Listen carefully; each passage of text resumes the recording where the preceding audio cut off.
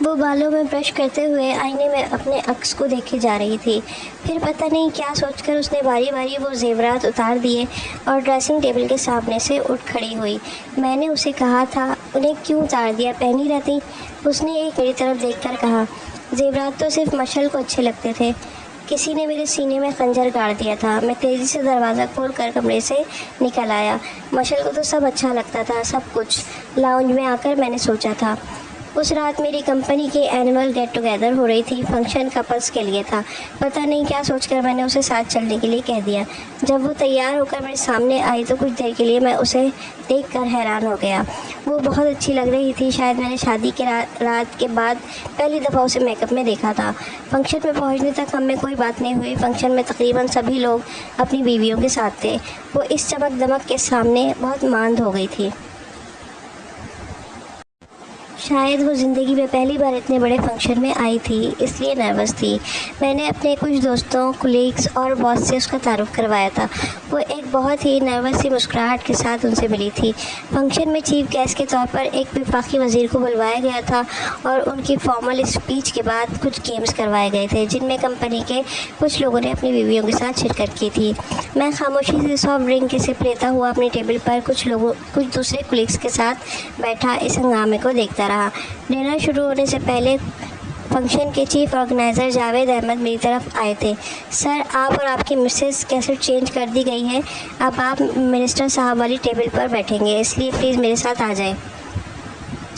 میں اس کی بات پر بے حد حیران ہوا تھا۔ ایک دم اتنی بڑی نوازش کس لیے کی گئی تھی مجھ پر، یہ میں سمجھ نہیں پایا تھا۔ اپنی کمپنی کے جی ایم اور منسٹر آف انفارمیشن کے ساتھ ایک ٹیبل پر ڈنر کرنا یقیناً اعزاز کی بات تھی۔ میں اور مہرین جاوید کے ساتھ چل پڑے تھے۔ ان کی ٹیبل کی طرف جاتے ہوئے میں نے جی ایم اور منسٹر کو اپنی طرف ہی دیکھتے پایا۔ جب ان کی ٹیبل کے پاس پہنچے تو منسٹر صاحب اپنی کرسی سے کھڑے ہو گئے تھے۔ دیکھ لیں مہرین، میں نے آپ کی ایک غلط فہمی تو دور کر دی ہے کہ ہم سیاستدان صرف الیکشنز کے دنوں میں لوگوں کو پہچانتے ہیں۔ سال کے باقی 11 مہینے ہماری یادداشت خراب رہتی ہے، مگر مجھے نہ صرف آپ کا چہرہ یاد ہے بلکہ آپ کا نام بھی۔ وہ مہرین سے مخاطب ہوئے تھے۔ میرے سر پر جیسے حیرت کا پہاڑ گر پڑا تھا۔ She is the most outspoken, straightforward and the wittiest girl I have ever come across in my life۔ Minister صاحب نے جن الفاظ میں اس کا تعارف ہمارے جی ایم سے کیا تھا انہوں نے مجھے مزید کنگ کر دیا تھا۔ Oh really seems interesting، ہمارے جی ایم نے مسکراتے ہوئے کہا تھا۔ میں نے مہرین کو دیکھا، وہ اڑی ہوئی رنگت کے ساتھ کھڑی تھی۔ آپ ان کے شوہر ہیں؟ منسٹر صاحب نے مسکراتے ہوئے میری طرف ہاتھ بڑھا دیا تھا۔ یس سر، میرا نام اسود علی ہے۔ ہاں جانتا ہوں، چند لمحے پہلے آپ کے جی ایم نے ہی آپ کے بارے میں بتایا تھا۔ پلیز بیٹھیے۔ انہوں نے مجھ سے بات کرتے کرتے اچانک مہرین کو مخاطب کیا تھا۔ مہرین کرسی کھینچ کر بیٹھ گئی۔ ہم دونوں نے بھی اس کی پیروی کی۔ Why did you stop writing for the news paper? انہوں نے بیٹھتے ہی مہرین سے پوچھا تھا۔ میں نے پھر چونک کر اسے دیکھا۔ آج کا دن انکشافات کا دن تھا۔ Simply because I lost interest in it. So what are you doing these days? Nothing, I am a housewife, Mehreen نے دھیمی آواز میں کہا تھا۔ میں نے پہلی بار اسے انگلش بولتے سنا تھا۔ کیوں اسود صاحب، آپ ان کا ٹیلنٹ کیوں ضائع کر رہے ہیں؟ میرا جواب سننے سے پہلے ہی منسٹر صاحب نے اچانک ہمارے جی ایم سے کہا، why don't you employ her with your company as a public relation officer? She would do wonders, I assure you.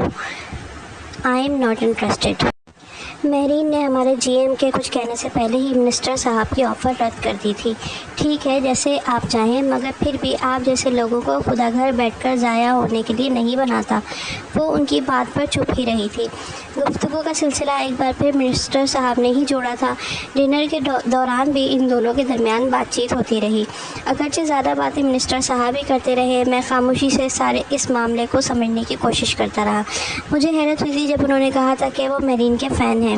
وہ سب مہرین کی بات کر رہے تھے۔ کیا میرے ساتھ بیٹھی مہرین وہی تھی جو وہ اس کی جن خوبیوں کو سراہ رہے تھے؟ کیا وہ اس میں تھیں؟ میرا دماغ سوالوں میں الجھا ہوا تھا۔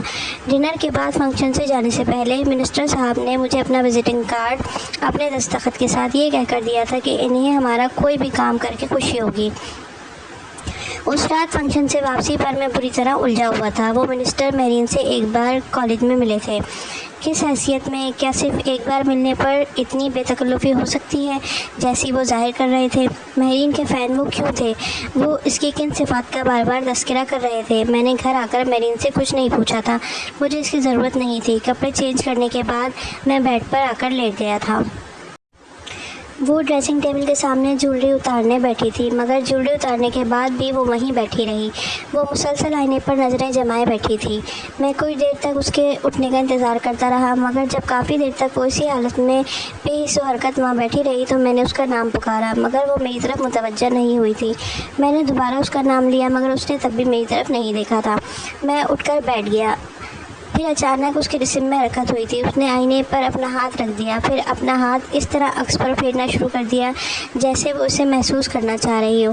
پھر اس نے اپنا دوسرا ہاتھ بھی آئینے پر رکھ دیا۔ وہ کچھ بڑبڑا رہی تھی۔ مہرین، مہرین، میں نے ایک بار پھر اسے بلایا تھا، مگر وہ میری طرف متوجہ نہیں ہوئی۔ پہلی دفعہ میری موجودگی میں وہ خود سے باتیں کرنا شروع ہو گئی تھی، ورنہ اس سے پہلے وہ صرف اکیلے میں ایسا کرتی تھی۔ میں بیڈ سے اٹھ کر اس کے پاس چلا آیا۔ اس کے چہرے کی کیفیت نارمل تھی۔ چند گھنٹے پہلے کی مہرین نہیں تھی وہ۔ میں نے اس کے بازو کو پکڑ کر اسے زور سے جھنجوڑا تھا، ایک دم جیسے وہ جادو کے اثر سے باہر آ گئی تھی۔ میں الجھی ہوئی نظروں سے اسے دیکھتا رہا۔ کیا کر رہی تھی تم؟ میں نے اس سے پوچھا۔ اس نے پلٹ کر ایک نظر آئینے میں اپنے عکس کو دیکھا، پھر الجھی ہوئی نظروں سے ایسے مجھے دیکھا جیسے وہ خود بھی نہیں جانتی کہ وہ کیا کر رہی تھی۔